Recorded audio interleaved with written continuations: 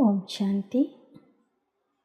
ಮುರಳಿಯ ದಿನಾಂಕ 6/4/2022.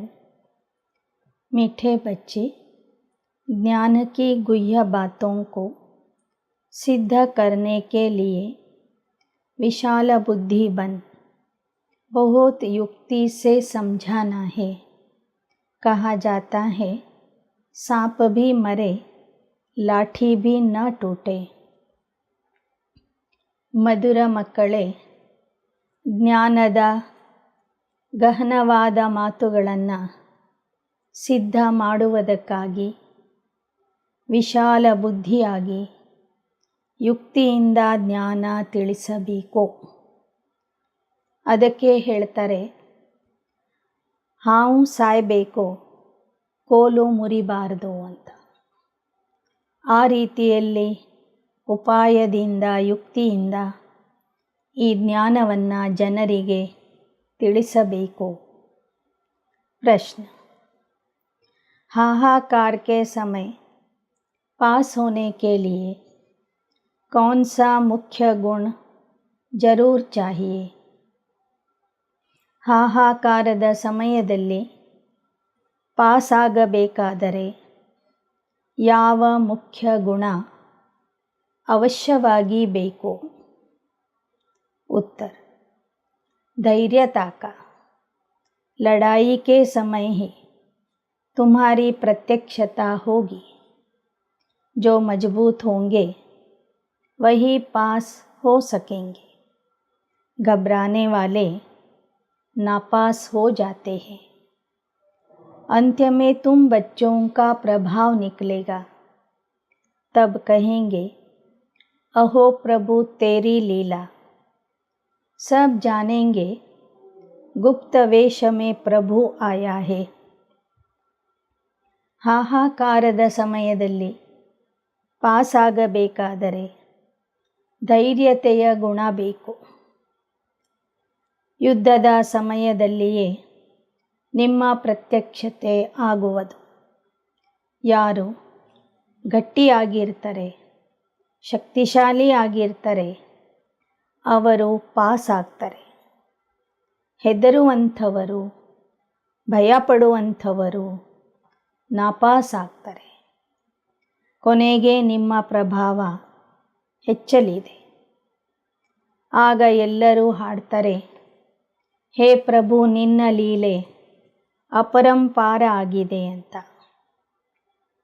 ಕೊನೆಗೆ ಎಲ್ಲರಿಗೂ ಗೊತ್ತಾಗ್ತದೆ, ಗುಪ್ತ ವೇಷದಲ್ಲಿ ಪರಮಾತ್ಮ ಬಂದಿದ್ದಾನೆ ಅಂತ. ಪ್ರಶ್ನೆ: सबसे बड़ा सौभाग्य कौन सा है? ಎಲ್ಲಕ್ಕಿಂತಲೂ ದೊಡ್ಡ ಸೌಭಾಗ್ಯ ಯಾವುದಾಗಿದೆ? स्वर्ग में आना भी सबसे बड़ा सौभाग्य है. स्वर्ग के सुख तुम बच्चे ही देखते हो. वहाँ आदि मध्य अंत्य दुख नहीं होता. यह बातें मनुष्यों की बुद्धि में मुश्किल ही बैठती हैं. ಸ್ವರ್ಗದಲ್ಲಿ ಬರುವುದು ಸಹ ಒಂದು ದೊಡ್ಡ ಸೌಭಾಗ್ಯ ಆಗಿದೆ. ಸ್ವರ್ಗದ ಸುಖವನ್ನು ನೀವು ಮಕ್ಕಳು ಮಾತ್ರ ನೋಡ್ತೀರಿ. ಅಲ್ಲಿ ಆದಿ ಮಧ್ಯ ಅಂತ್ಯದಲ್ಲಿ ದುಃಖ ಇರೋದಿಲ್ಲ. ಸ್ವರ್ಗದ ಆದಿ ಮಧ್ಯ ಅಂತ್ಯದಲ್ಲಿ ದುಃಖ ಇರೋದಿಲ್ಲ. ಈ ಮಾತುಗಳು ಮನುಷ್ಯರಿಗೆ ಅರ್ಥ ಆಗೋದಿಲ್ಲ. ಅರ್ಥ ಮಾಡಿಕೊಳ್ಳುವುದು ಅವರಿಗೆ ಕಷ್ಟ ಆಗ್ತದೆ. ಗೀತ್ ನೈ ಉಮರ್ ಕಿ ಕಲಿಯ. ಹೊಸದಾಗಿ ಹುಟ್ಟಿರುವ ಮೊಗ್ಗುಗಳು. ಶಿವಬಾಬಾ ಹೇಳ್ತಾರೆ, ನೀವೆಲ್ಲರೂ ಮೊದಲು ಮುಳ್ಳಿನ ಕಾಡಿನಲ್ಲಿ ಇರುವಂತಹ ಮುಳ್ಳುಗಳಾಗಿದ್ರಿ. ನಾನು ನಿಮ್ಮನ್ನು ಮುಳ್ಳಿನಿಂದ ಹೂವನ್ನಾಗಿ ಮಾಡ್ತಿದ್ದೀನಿ. ಆದರೆ ಇನ್ನೂ ನೀವು ಸಂಪೂರ್ಣವಾಗಿ ಹೂ ಆಗಿಲ್ಲ. ಈಗಿನ್ನೂ ಹೊಸದಾಗಿ ಅರಳುವಂಥ ಮೊಗ್ಗುಗಳು ಆಗಿದ್ದೀರಿ. ओम शांति। भगवान वाच्य। आगे श्री कृष्ण भगवान वाच्य कहते थे, अब तुम बच्चों को निश्चय हुआ श्री कृष्ण भगवान वाच्य नहीं है। श्री कृष्ण त्रिकालदर्शी अर्थात सदर्शन चक्रधारी भी नहीं। अब यह अगर भक्त लोग सुने तो बिगड़ेंगे। ಇದು ಭಗವಾನ ವಾಚ್ಯ ಆಗಿದೆ, ಶಿವ ಭಗವಾನ ವಾಚ್ಯ ಆಗಿದೆ. ಇದು ಕೃಷ್ಣ ಭಗವಾನ ವಾಚ್ಯ ಅಲ್ಲ. ನಿಮಗೆ ತಿಳಿದಿದೆ, ಶ್ರೀಕೃಷ್ಣ ಭಗವಾನನೂ ಅಲ್ಲ, ಪರಮಾತ್ಮನೂ ಅಲ್ಲ, ಅಥವಾ ತ್ರಿಕಾಲದರ್ಶಿ ಸ್ವದರ್ಶನ ಚಕ್ರಧಾರಿನೂ ಅಲ್ಲ. ಅವನು ಬಂದು ಭಗವದ್ಗೀತೆಯನ್ನು ನುಡಿಸೋದಿಲ್ಲ. ಈ ವಿಚಾರ ಕೃಷ್ಣನ ಭಕ್ತರಿಗೆ ಗೊತ್ತಾಗಿಬಿಟ್ರೆ ಅವರು ಬಹಳ ಬೇಸರ ಮಾಡಿಕೊಳ್ತಾರೆ. ಕಹೆಂಗೆ ತುಮ್ ಇನ್ನೋಂ ಕಿ ಶ್ರದ್ಧಾ ಕ್ಯೋ ಕಮ್ ಕರ್ತೆ. ಅವರ ತಲೆನೇ ಕೆಟ್ಟುಬಿಡ್ತದೆ. ಕೇಳ್ತಾರೆ, ಭಕ್ತರ ಶ್ರದ್ಧೆಯನ್ನು ನೀವು ಯಾಕೆ ಕೆಡಿಸ್ತಾ ಇದ್ದೀರಿ, ಯಾಕೆ ಕಡಿಮೆ ಮಾಡ್ತಾ ಇದ್ದೀರಿ.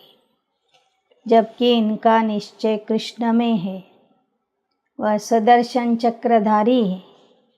सुदर्शन चक्र हमेशा विष्णु या कृष्ण को ही देते.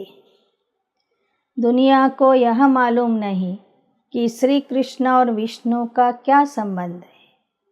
न जानने के कारण विष्णु को व कृष्ण को सुदर्शन चक्रधारी कह देते. स्वदर्शन चक्र के अर्थ का भी किसको पता नहीं. ಭಕ್ತರಿಗೆ ಕೃಷ್ಣನ ಮೇಲೆ ನಿಶ್ಚಯ ಇರುವ ಕಾರಣ ಅವರು ಕೃಷ್ಣನ ಕೈಯಲ್ಲಿ ಸ್ವದರ್ಶನ ಚಕ್ರ ಕೊಟ್ಟಿದ್ದಾರೆ. ವಿಷ್ಣುವಿನ ಕೈಯಲ್ಲೂ ಸಹ ಸ್ವದರ್ಶನ ಚಕ್ರ ಕೊಟ್ಟಿದ್ದಾರೆ. ಕೃಷ್ಣನಿಗೂ ವಿಷ್ಣುಗೂ ಯಾವ ಸಂಬಂಧ ಇದೆ ಅನ್ನೋದು ಅವರಿಗೆ ಗೊತ್ತಿಲ್ಲ. ಅವರ ಪ್ರಕಾರ ಕೃಷ್ಣ ವಿಷ್ಣುವಿನ ಅವತಾರ ಆಗಿದ್ದಾನೆ. ಅದಕ್ಕಾಗಿ ಇಬ್ಬರ ಕೈಯಲ್ಲೂ ಸಹ ಸ್ವದರ್ಶನ ಚಕ್ರ ಕೊಟ್ಟಿದ್ದಾರೆ. स्वदर्शन चक्र के अर्थ का भी किसको पता नहीं.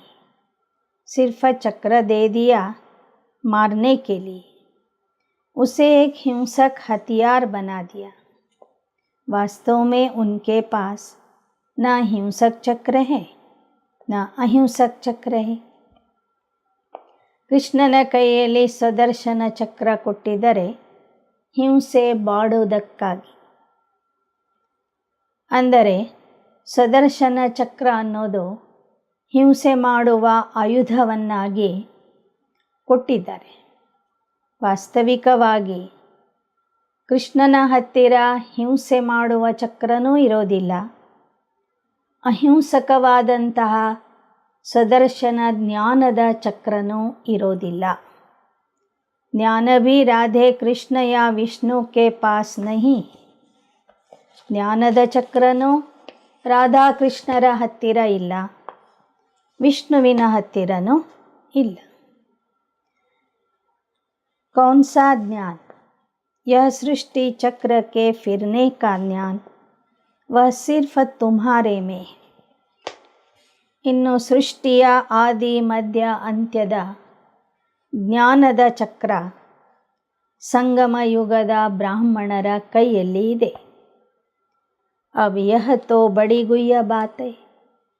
ಸುದರ್ಶನ ಚಕ್ರದ ಜ್ಞಾನ ಸಂಗಮ ಯುಗದ ಬ್ರಾಹ್ಮಣರಿಗೆ ಮಾತ್ರ ಗೊತ್ತಿದೆ ವಿನಃ ಸತ್ಯಯುಗದ ನಾರಾಯಣನಿಗಾಗಲಿ ವಿಷ್ಣುಗಾಗಲಿ ಈ ಜ್ಞಾನ ಗೊತ್ತಿಲ್ಲ.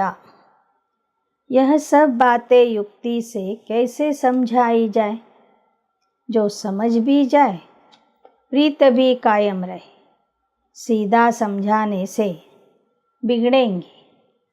कहेंगे आप देवताओं की निंदा करते, क्योंकि वह सब है एक समान सिवाय तुम ब्राह्मणों के.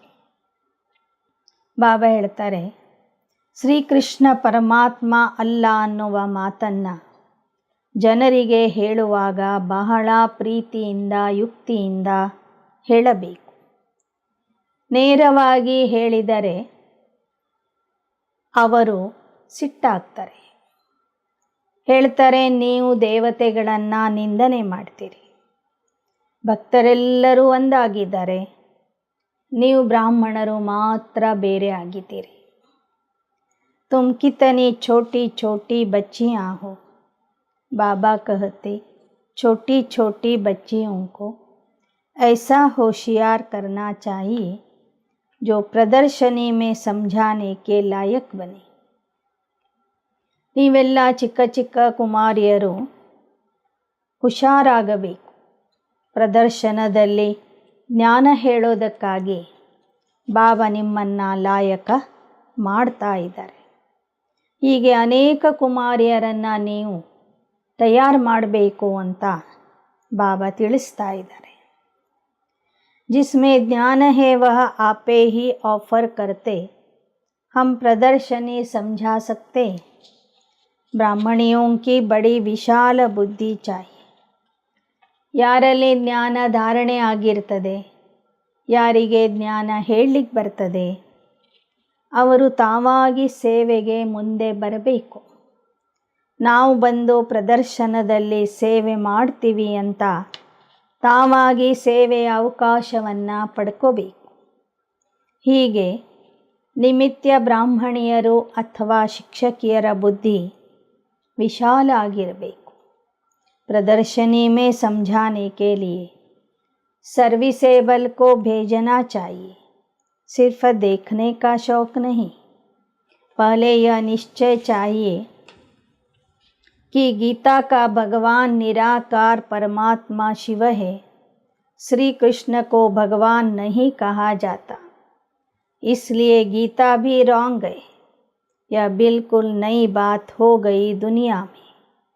दुनिया में सब कहते कृष्ण ने गीता गाई, यहाँ समझाया जाता है कृष्ण गीता गा न सके.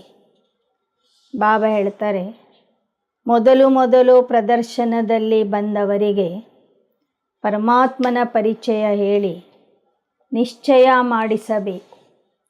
ಗೀತಾ ಜ್ಞಾನ ನಿರಾಕಾರ ಪರಮಾತ್ಮ ಕೊಡ್ತಾನೆ ವಿನಃ ಸತ್ಯಯುಗದ ರಾಜಕುಮಾರ ಆಗಿರುವಂತಹ ಶ್ರೀಕೃಷ್ಣ ಗೀತಾ ಜ್ಞಾನ ಕೊಡೋದಿಲ್ಲ. जो मोर मुकुटधारी डबल सिर ताज व सिंगल ताज सूर्यवंशी चंद्रवंशी वैश्य शूद्रवंशी कोई भी गीता की नॉलेज को नहीं जानते हैं. ಗೀತೆಯ ಜ್ಞಾನ ಡಬಲ್ ಕಿರೀಟಧಾರಿ ಆಗಿರುವಂತಹ ಸೂರ್ಯವಂಶಿ ಚಂದ್ರವಂಶಿಗಳಿಗೂ ಗೊತ್ತಿರೋದಿಲ್ಲ. ಸಿಂಗಲ್ ಕಿರೀಟಧಾರಿ ಆಗಿರುವಂತಹ ವೈಶ್ಯವಂಶಿ ಶೂದ್ರವಂಶಿಗಳಿಗೂ ಗೀತೆಯ ಜ್ಞಾನ ಗೊತ್ತಿರೋದಿಲ್ಲ. वह नॉलेज भगवान ने सुनाई, भारत को स्वर्ग बनाई. ಆ ಜ್ಞಾನ ಪರಮಾತ್ಮನೇ ಬಂದು ಹೇಳ್ತಾನೆ ಮತ್ತು ಭಾರತವನ್ನು ಸ್ವರ್ಗ ಮಾಡ್ತಾನೆ. ಗೀತಾ ಜ್ಞಾನದಿಂದ ಪರಮಾತ್ಮ ಭಾರತವನ್ನು ನರಕದಿಂದ ಸ್ವರ್ಗ ಮಾಡ್ತಾನೆ. दुनिया में सच्चा गीता का ज्ञान आए कहाँ से? यह सब भक्ति की लाइन में आ जाते. वेद शास्त्र आदि पढ़ते पढ़ते नतीजा क्या हुआ? गिरते ही आए, कलाएं कमती होती गई. बल कितनी भी घोर तपस्या करे, सिर काट कर रखे, कुछ भी फायदा हो न सके. ಬಾಬಾ ಹೇಳ್ತಾರೆ, ಈ ಪ್ರಪಂಚದಲ್ಲಿ ಸತ್ಯ ಗೀತಾ ಜ್ಞಾನ ಎಲ್ಲಿದೆ? ಎಲ್ಲರೂ ಭಕ್ತಿಯ ಸರತಿಯಲ್ಲಿ ಸಾಲಿನಲ್ಲಿ ನಿಂತಿದ್ದಾರೆ. ವೇದ ಶಾಸ್ತ್ರ ಪುರಾಣಗಳನ್ನು ಓದ್ತಾ ಇಳಿಯುವ ಕಲೆಯಲ್ಲಿ ಬಂದಿದ್ದಾರೆ. ಬಲೆ ಎಷ್ಟೇ ಘೋರವಾದ ತಪಸ್ಸನ್ನು ಮಾಡಲಿ, ಭಕ್ತಿ ಮಾಡಲಿ, ತಲೆನೇ ಅರ್ಪಣೆ ಮಾಡಲಿ, ಅಲ್ಲಿ ಅವರಿಗೆ ಯಾವ ಲಾಭನೂ ಸಿಗೋದಿಲ್ಲ. एक मनुष्य मात्र को तमो प्रधान जरूर बनना है हर एक को, उसमें भी खास भारतवासी देवता धर्म वाले सबसे नीचे गिरे हुए। पहले सबसे सतो प्रधान थे, अब तमो प्रधान बन गए। ಇಲ್ಲಿ ಪ್ರತಿಯೊಬ್ಬ ಮನುಷ್ಯನೂ ಸಹ ಈಗ ತಮೋ ಪ್ರಧಾನದಿಂದ ಸತೋ ಪ್ರಧಾನ ಆಗಬೇಕಾಗಿದೆ. ಮೊದಲು ಎಲ್ಲರೂ ಸತೋ ಪ್ರಧಾನ ಆಗಿದ್ದರು, ಕೊನೆ ಕಾಲದಲ್ಲಿ ಎಲ್ಲರೂ ತಮೋ ಪ್ರಧಾನ ಆಗಿದ್ದಾರೆ. जो बिल्कुल ऊंच पैराडाइज के मालिक थे वह अब नर्क के मालिक बन गए.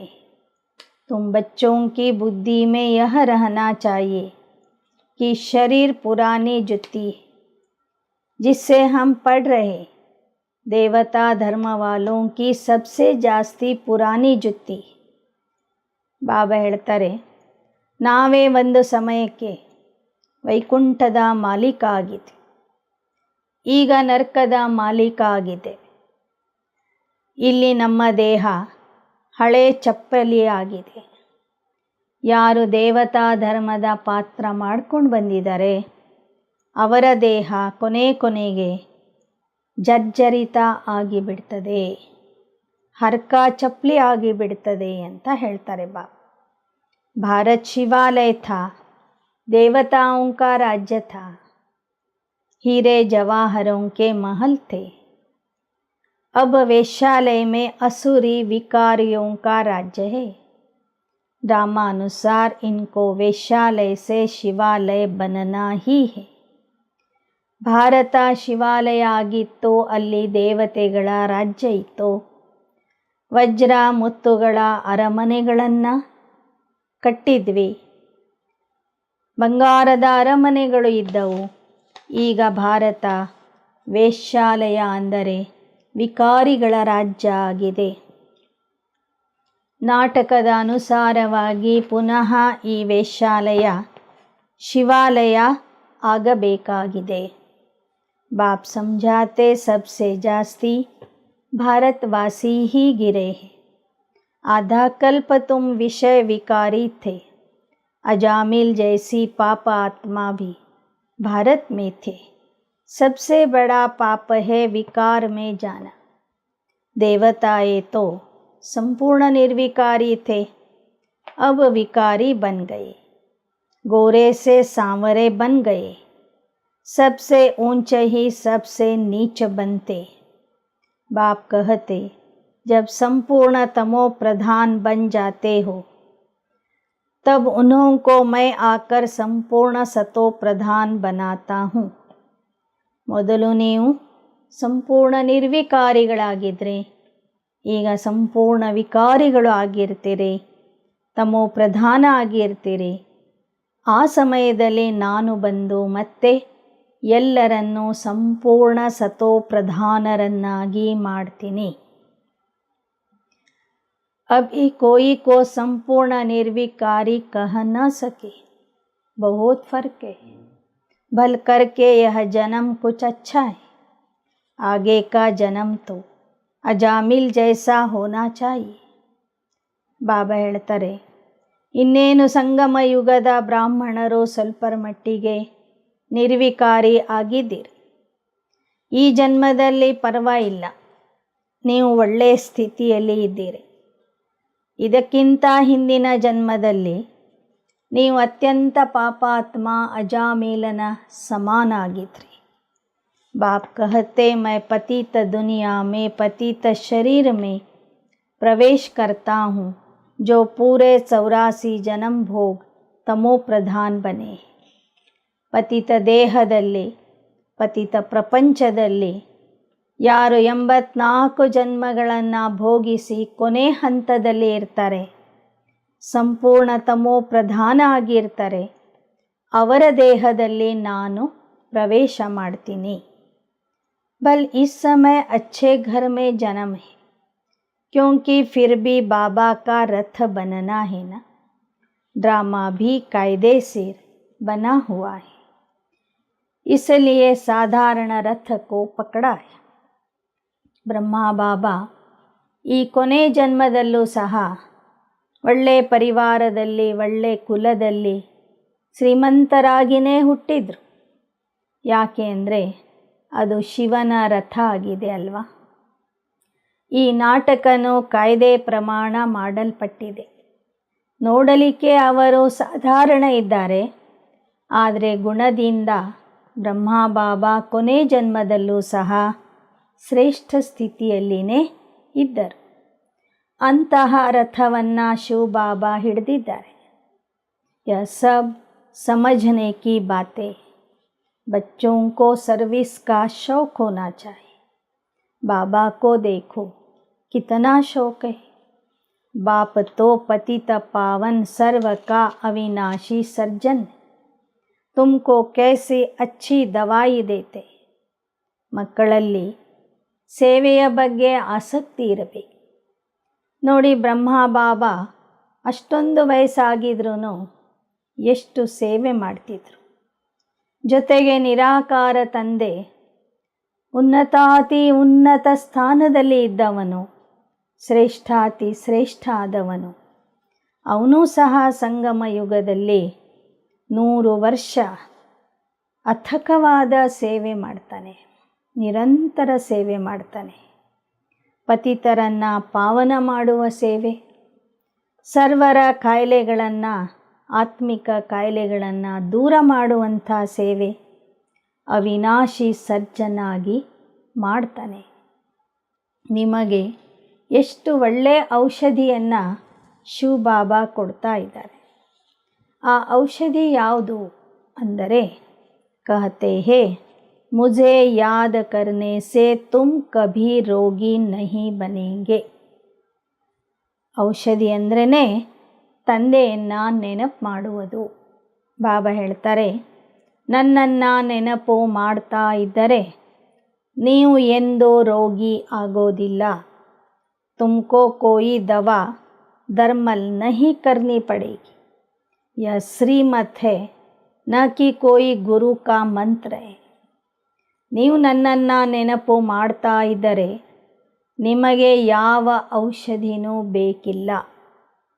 ಇದು ನನ್ನ ಶ್ರೀಮತ ಆಗಿದೆ. ಇದು ದೇಹಧಾರಿ ಗುರುಗಳು ಕೊಡುವಂತಹ ಮಂತ್ರ ಅಲ್ಲ. ಮುझे याद करने से तुम्हारे विकर्म विनाश होंगे, फिर माया का विघ्न नहीं आएगा, तुम महावीर कहलाएंगे. स्कूल में रिजल्ट पिछाड़ी को ही निकलती है ना, यह भी अंत्य में मालूम पड़ेगा. ಮಾಯೆ ಸಾಕಷ್ಟು ವಿಘ್ನ ಹಾಕ್ತದೆ. ನೀವು ನನ್ನನ್ನು ಮರಿತೀರಿ, ವಿಕರ್ಮ ಮಾಡ್ತೀರಿ. ಮಾಯೆಗೆ ವಶ ಆದಾಗ ವಿಕರ್ಮಗಳು ನಾಶ ಆಗೋದಿಲ್ಲ. ನೆನಪು ಮಾಡಿದರೆ ಮಾತ್ರ ವಿಕರ್ಮಗಳು ನಾಶ ಆಗ್ತವೆ. ಕೊನೆಗೆ ನೀವು ಮಹಾವೀರ ಆಗೋರಿದ್ದೀರಿ.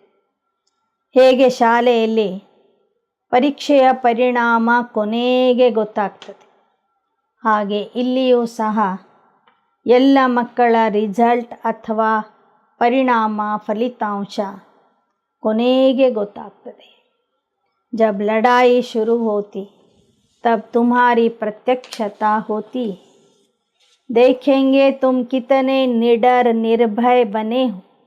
बाप भी निर्भय है ना.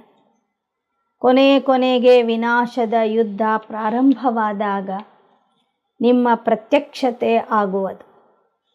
ನೀವೆಷ್ಟು ನಿರ್ಭಯ ಆಗಿದ್ದೀರಿ, ಎಷ್ಟು ಸಹನೆ ನಿಮ್ಮಲ್ಲಿ ಇದೆ, ಎಷ್ಟು ಗಟ್ಟಿಯಾಗಿದ್ದೀರಿ ಅನ್ನೋದು ಕೊನೆಗೆ ಪರೀಕ್ಷೆ ನಡೀತದೆ. ಹೇಗೆ ತಂದೆ ನಿರ್ಭಯ ಇದ್ದಾರೆ, ಹಾಗೆ ನೀವು ಮಕ್ಕಳು ಸಹ ಧೈರ್ಯದಿಂದ ನಿರ್ಭಯತೆಯಿಂದ ಇರಬೇಕು. हाहाकार कितना मच जाए, धैर्यता से समझाना है कि हमें तो जाना ही है. चलो तो हम चले अपनी मंजिल माउंट आबू बाबा के पास. घबराना नहीं, घबराने से नापास हो जाते. इतना मजबूत बनना है. ಬಾಬಾ ಹೇಳ್ತಾರೆ, ವಿನಾಶದ ಸಮಯದಲ್ಲಿ ಧೈರ್ಯತೆಯಿಂದ ಕೆಲಸ ತಗೋಬೇಕು. ಹೆದರಬಾರದು.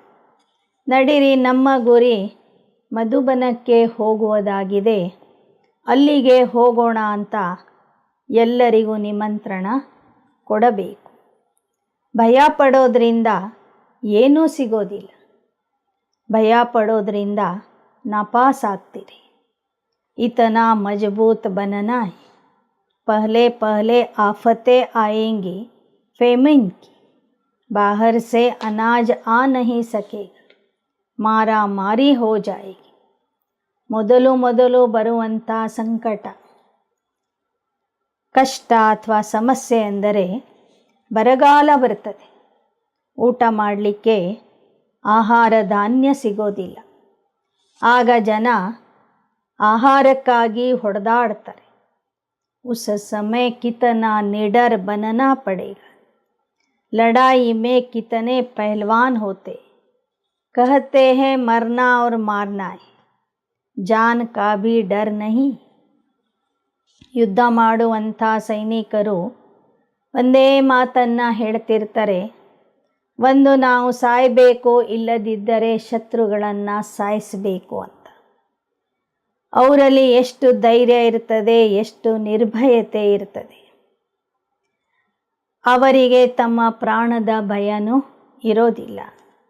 ಬಲ್ ಉನ್ಕೋ ಯಹ ಜ್ಞಾನ ನಹೀ ಹೈ ಕಿ ಶರೀರ್ छोड़ दूसरा लेंगे, उनको तो सर्विस करनी है. वो लोग सिखाते हैं, बोलो गुरु नानक की जय, हनुमान की जय, तुम्हारी शिक्षा है, शिव बाबा को याद करो. ಆ ಸೈನಿಕರಿಗೆ ಗೊತ್ತಿಲ್ಲ ಒಂದು ದೇಹ ಬಿಟ್ಟರೆ ಮತ್ತೊಂದು ದೇಹದಲ್ಲಿ ಹೋಗ್ತೀವಿ ಅಂತ. ಆದರೆ ನಿಮಗೆ ಗೊತ್ತಿದೆ, ಒಂದು ದೇಹ ಬಿಟ್ಟು ಆತ್ಮ ಮತ್ತೊಂದು ದೇಹದಲ್ಲಿ ಪುನರ್ಜನ್ಮ ಪಡ್ಕೊಳ್ತದೆ. ಯುದ್ಧ ಮಾಡುವಂಥವರು ಧೈರ್ಯದಿಂದ ಯುದ್ಧ ಮಾಡ್ತಾರೆ. ಅವರವರ ಇಷ್ಟ ದೇವತೆಗಳನ್ನು ನೆನ್ಪು ಮಾಡ್ತಾರೆ. ಸಿಖ್ ಧರ್ಮದವರು ಗುರು ನಾನಕನಿಗೆ ಜಯವಾಗಲಿ ಅಂತ ಘೋಷಣೆ ಕೂಗ್ತಾರೆ. ಹಿಂದೂಗಳು ಹರ ಹರ ಮಹಾದೇವ ಅಂತ ಹೇಳ್ತಾರೆ, ಅಥವಾ ಹನುಮಾನ್ ಕಿ ಜಯ ಅಂತ ಹೇಳ್ತಾರೆ. ಇಲ್ಲಿ ನೀವು ಯಾರ ಹೆಸರನ್ನೂ ಸಹ ಬಾಯಿಯಿಂದ ಹೇಳುವ ಅಗತ್ಯ ಇಲ್ಲ. ಆಂತರಿಕವಾಗಿ ಶಿವ ತಂದೆಯನ್ನು ನೆನಪು ಮಾಡಬೇಕು. वह नौकरी तो करनी ही है अथवा देश की सेवा तो करनी है. ಬಾಬನ ಮಕ್ಕಳು ಕೆಲವರು ಸೈನ್ಯದಲ್ಲಿ ಇದ್ದಾರೆ. ಅದನ್ನು ಆ ಒಂದು ಕರ್ತವ್ಯವನ್ನು ಅವರು ಮಾಡಲೇಬೇಕಾಗ್ತದೆ. ಅದು ಅವರ ನೌಕರಿ ಆಗಿದೆ. जैसे तुम शिव बाबा को याद करते हो, इस प्रकार कोई भी याद नहीं करते. ಶಿವಕ್ಕೆ ಭಗತ್ ತೋ ಢೇರೆ. ಆದರೆ ನೀವು ಯಾವ ರೀತಿಯಲ್ಲಿ ಅಂತರಾಳದಿಂದ ಶಿವನನ್ನು ನೆನಪು ಮಾಡ್ತೀರಿ, ಆ ರೀತಿಯಲ್ಲಿ ಯಾವ ಭಕ್ತರೂ ಸಹ ಆ ಶಿವ ಪರಮಾತ್ಮನನ್ನು ನೆನಪು ಮಾಡೋದಿಲ್ಲ. ತುಮಕೋ ಡೈರೆಕ್ಷನ್ ಮಿಲ್ತೆ ಹೇ, ಶಿವ ಬಾಬಾ ಕೋ ಯಾದ್ ಕರೋ. ವಾಪಿಸ್ ಜಾನಾ ಹೈ, ಫಿರ್ ಸ್ವರ್ಗ ಮೇ ಆನಾ ಹೈ. अब सूर्यवंशी चंद्रवंशी दोनों ही राज्य स्थापन हो रहे. यह ज्ञान सबको मिलेगा. जो प्रजा बनने लायक होगा वह उतना ही समझेगा. ಬಾಬಾ ಹೇಳ್ತಾರೆ, ಈಗ ನೀವು ನೆನಪು ಮಾಡಿ ವಾಪಸ್ ಮನೆಗೆ ಹೋಗಬೇಕಾಗಿದೆ, ಮುಂದೆ ಸ್ವರ್ಗದಲ್ಲಿ ಬರಬೇಕಾಗಿದೆ. ಕೊನೆಗೆ ಈ ಜ್ಞಾನ ಎಲ್ಲರಿಗೂ ಸಿಗ್ತದೆ. ಆದರೆ ಅವರವರ ಪದವಿಯ ಅನುಸಾರವಾಗಿ ಅಷ್ಟೇ ಅವರು ತಿಳ್ಕೊತಾರೆ. ಪ್ರಜಾ ಆಗುವಂಥವರು ಅಷ್ಟೇ ಪ್ರಮಾಣದಲ್ಲಿ ಜ್ಞಾನ ಕೇಳ್ತಾರೆ, ತಿಳ್ಕೊತಾರೆ. कोई कहे परमात्मा का या आत्मा का साक्षात्कार हो, परंतु साक्षात्कार से कोई फ़ायदा नहीं. समझो लाइट चिंगारी देखी, परंतु समझेंगे कुछ भी नहीं. किसकी आत्मा है? वह परमात्मा है. देवताओं के साक्षात्कार में फिर भी कुछ भबका होता है, खुशी होती. यहाँ तो यह भी नहीं जानते कि परमात्मा का रूप क्या है. ಕೆಲವರು ಆತ್ಮ ಪರಮಾತ್ಮನ ಸಾಕ್ಷಾತ್ಕಾರ ಆಗಲಿ ಅಂತ ಬಯಸ್ತಾರೆ. ಆದರೆ ಕೇವಲ ಒಂದು ಬೆಳಕು ಅಥವಾ ಜ್ಯೋತಿಯನ್ನು ನೋಡುವುದರಿಂದ ಅವರಿಗೆ ಯಾವುದೇ ರೀತಿಯ ಲಾಭ ಸಿಗೋದಿಲ್ಲ. ಇನ್ನೇನು ದೇವತೆಗಳ ಸಾಕ್ಷಾತ್ಕಾರ ನೋಡಿದರೆ ಸ್ವಲ್ಪ ಖುಷಿಯಾದರೂ ಆಗ್ತದೆ. ಯಾಕೆಂದರೆ ಅವರ ರೂಪ ಅಲಂಕಾರಿ ರೂಪ ಆಗಿರ್ತದೆ. ಬಿಂದುವಿನ ಸಾಕ್ಷಾತ್ಕಾರದಿಂದ ಏನೂ ಲಾಭ ಇಲ್ಲ ಅಂತ ಹೇಳ್ತಾರೆ ಬಾಬಾ. जितनी पिछाड़ी होती जाएगी बाबा बुद्धि का ताला खोलता जाएगा. स्वर्ग में आना यह भी सौभाग्य है. ಕೊನೆಗೆ ಅನೇಕರ ಬುದ್ಧಿಯ ಬೀಗವನ್ನು ಬಾಬಾ ತೆರಿತಾ ಹೋಗ್ತಾರೆ. ಸ್ವರ್ಗದಲ್ಲಿ ಬರೋರೆಲ್ಲರೂ ಈ ಜ್ಞಾನ ಕೇಳ್ತಾರೆ, ಪರಮಾತ್ಮನ ಪರಿಚಯ ತಿಳ್ಕೊತಾರೆ. ಸ್ವರ್ಗದಲ್ಲಿ ಬರುವುದು ಸಹ ಒಂದು ಸೌಭಾಗ್ಯ ಆಗಿದೆ. ಸ್ವರ್ಗಕ್ಕೆ ಸುಖ और कोई देख न सके. स्वर्ग में यथा राजा तथा प्रजा रहते. अब न्यू दिल्ली नाम रखा है, परंतु न्यू भारत कब था? यह पुराना भारत है. नए भारत में सिर्फ देवता धर्म था. बिल्कुल थोड़े थे, अब तो बहुत है. कितना रात दिन का फ़र्क है. अखबार में भी समझा सकते. तुम न्यू दिल्ली न्यू भारत कहते हो, परंतु नव भारत न्यू दिल्ली तो नई दुनिया में होगी. ಸ್ವರ್ಗದ ಸುಖವನ್ನು ನೀವು ಭಾರತೀಯರು ಮಾತ್ರ ಅನುಭವಿಸ್ತೀರಿ. ಇವತ್ತು ಭಾರತ ಹಳೆ ಭಾರತ ಆಗಿದೆ, ದೆಹಲಿಯು ಹಳೆ ದೆಹಲಿ ಆಗಿದೆ. ಸತ್ಯಯುಗದಲ್ಲಿ ನವ ಭಾರತ ಇರ್ತದೆ, ನವ ದೆಹಲಿ ಇರ್ತದೆ. वह पैराडाइज होगा, सो तुम कैसे बना सकते हो? यही तो समझना है. यहाँ अनेक धर्म है, वहाँ एक धर्म है. सारी समझने की बातें. हम सब मूल वतन से आए, सब आत्माएं ज्योतिर्बिंदु स्टार मिसल. जैसे स्टार आकाश में खड़े हैं, कोई गिरते भी नहीं, ऐसे हम आत्माएं ब्रह्मांड में रहती है. ಅಲ್ಲಿ ಒಂದೇ ಧರ್ಮ ಇರ್ತದೆ, ಇಲ್ಲಿ ಅನೇಕ ಧರ್ಮಗಳಿವೆ. ಈ ಥರ ಧರ್ಮಗಳ ಬಗ್ಗೆಯೂ ಸಹ ಯಥಾರ್ಥವಾಗಿ ತಿಳ್ಕೋಬೇಕು. ನಾವೆಲ್ಲ ಬಿಂದು ಸ್ವರೂಪ ಆತ್ಮರು, ಮೂಲ ವತನದಿಂದ ಇಲ್ಲಿಗೆ ಬಂದಿದ್ದೇವೆ.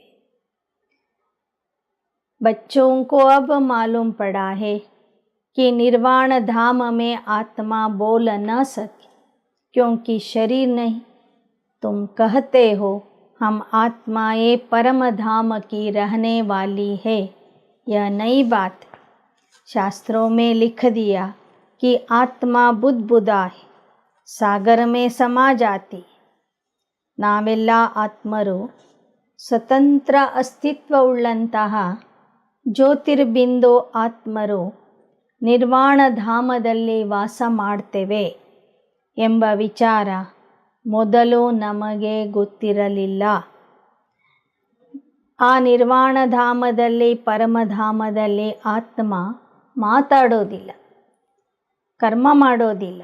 ಯಾಕೆ ಅಂದರೆ ಅಲ್ಲಿ ದೇಹ ಇರೋದಿಲ್ಲ. ಆದರೆ ಆ ಪರಮಧಾಮವೇ ನಮ್ಮ ಮೂಲ ಸ್ಥಾನ ಆಗಿದೆ ಅನ್ನೋದು ಹೊಸ ವಿಚಾರ ಬಾಬಾ ನಮಗೆ ಹೇಳಿಕೊಟ್ರು. ಶಾಸ್ತ್ರಗಳಲ್ಲಿ ಆತ್ಮಕ್ಕೆ ನೀರಿನ ಗುಳ್ಳೆ ಅಂತ ಹೇಳಲಾಗಿದೆ. ಎಲ್ಲ ಆತ್ಮರು ನೀರಿನ ಗುಳ್ಳೆಗಳು. ದೇಹ ಬಿಟ್ಟಾಗ ಗುಳ್ಳೆ ಹೊಡೆದು ಹೋಗ್ತದೆ, ಸಾಗರದಲ್ಲಿ ಸಮಾವೇಶ ಆಗ್ತದೆ ಅಂತ ಬರೆದಿದ್ದಾರೆ. यह ज्ञान किसी की बुद्धि में नहीं, बाप आकर समझाते हैं. हम ही राज्य लेते हैं, हम ही राज्य गवाते हैं. ಈ ಜ್ಞಾನ ಯಾರ ಬುದ್ಧಿಯಲ್ಲಿನೂ ಇಲ್ಲ. ತಂದೆನೇ ಬಂದು ತಿಳಿಸಿದಾಗ ನಮ್ಮ ಬುದ್ಧಿಯಲ್ಲಿ ಅದು ಧಾರಣೆ ಆಗ್ತಾ ಇದೆ. ಬಾಬಾ ನಮಗೆ ರಾಜ್ಯ ಕೊಡ್ತಾರೆ, ಆ ರಾಜ್ಯವನ್ನು ನಾವು ರಾವಣ ರಾಜ್ಯದಲ್ಲಿ ಕಳ್ಕೋತೀವಿ. ಇನ್ಕಿ ನೋ ಎಂಡ್, ಡ್ರಾಮಾ ಸೆ ಕೋಯಿ ಛೂಟ ನಹಿ ಸಕ್. ಈ ನಾಟಕಕ್ಕೆ ಕೊನೆಯೇ ಇಲ್ಲ. ಇದು ಅನಾದಿ ಅವಿನಾಶಿ ನಾಟಕ ಆಗಿದೆ. कितनी सहज बातें किसी की बुद्धि में ठहरती नहीं. आत्मा को 84 जन्मों के चक्र का मालूम पड़ा है, जिससे चक्रवर्ती महाराजा महारानी बनते.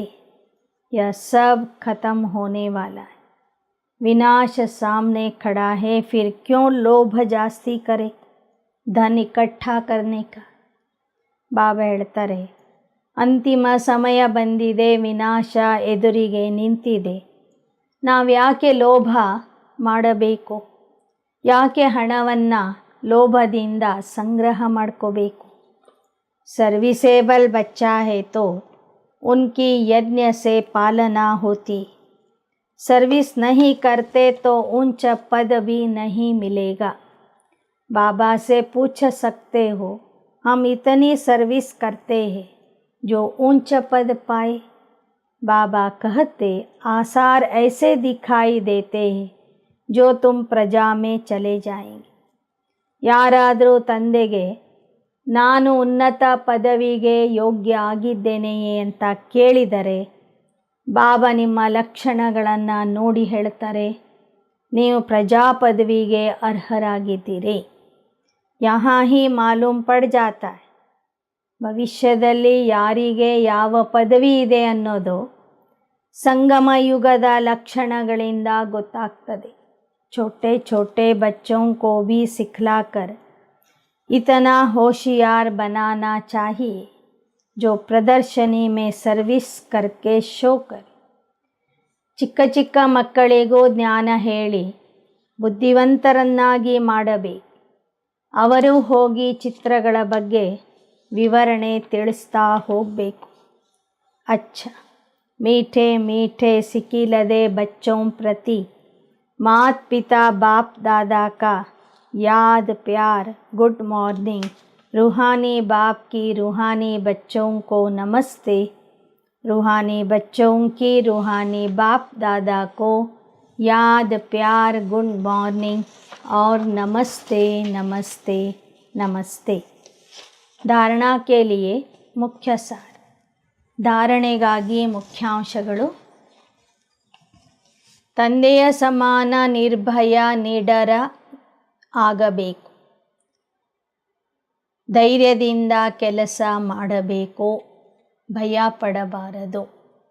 ಬಾಪ್ ಸಮಾನ್ ನಿರ್ಭಯ ನಿಡರ್ बनना है.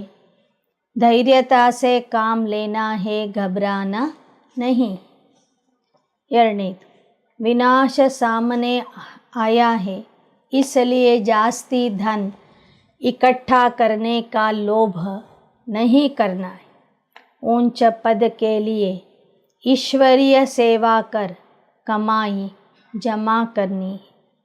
ವಿನಾಶ ಎದುರಿಗೆ ನಿಂತಿದೆ, ಆದ್ದರಿಂದ ಹಣವನ್ನು ಸಂಗ್ರಹ ಮಾಡಿಕೊಳ್ಳುವ ಲೋಭ ನಿಮ್ಮಲ್ಲಿ ಇರಬಾರದು. ಉನ್ನತ ಪದವಿಗಾಗಿ ಈಶ್ವರೀಯ ಸೇವೆಯನ್ನು ಮಾಡಿ ಆತ್ಮಿಕ ಸಂಪಾದನೆ ಜಮಾ ಮಾಡ್ಕೋಬೇಕು. वरदान. सर्व खजाने जमा कर रूहानी फ़कुर में रहने वाले ಬೇಫಿಕರ್ ಬಾದಶಾಹ ಭವ.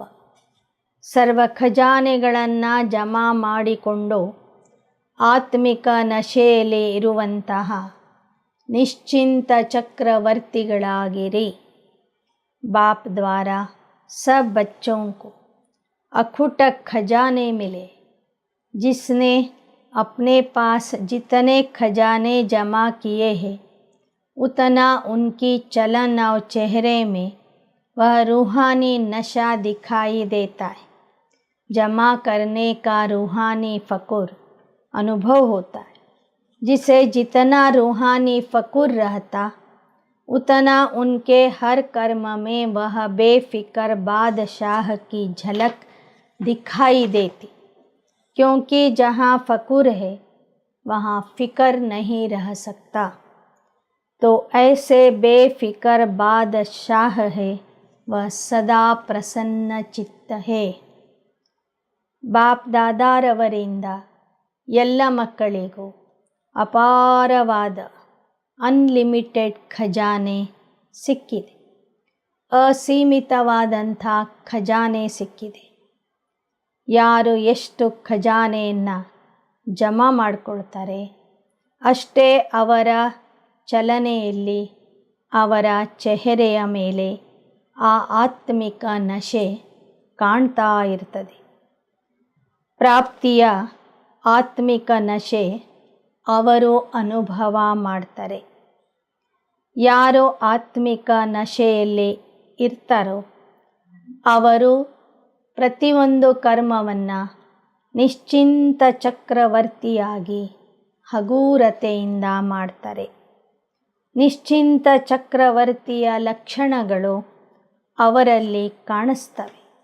ಆದ್ದರಿಂದ ತಂದೆ ಕೊಡುವ ಎಲ್ಲ ಖಜಾನೆಗಳನ್ನು ಜಮಾ ಮಾಡಿಕೊಂಡು ನಿಶ್ಚಿಂತ ಚಕ್ರವರ್ತಿ ಮತ್ತು ಸದಾ ಪ್ರಸನ್ನ ಚಿತ್ತ ಆಗಿರಿ. श्लोगन। ज्ञानी तो आत्मा वह है जो ज्ञान डांस के साथ संस्कार मिलन की डांस जानता है। ಜ್ಞಾನಿ ಆತ್ಮ ಯಾರೆಂದರೆ ಜ್ಞಾನ ನೃತ್ಯದ ಜೊತೆಗೆ ಯಾರು ಸಂಸ್ಕಾರ ಮಿಲನದ ನೃತ್ಯವನ್ನು ತಿಳ್ಕೊಂಡಿರ್ತಾರೆ, ಮಾಡ್ತಾರೆ, ಅವರೇ ಜ್ಞಾನಿ ಆತ್ಮ ಆಗಿರ್ತಾರೆ. ಅಚ್ಚ. ಓಂ ಶಾಂತಿ. ಓಂ ಶಾಂತಿ.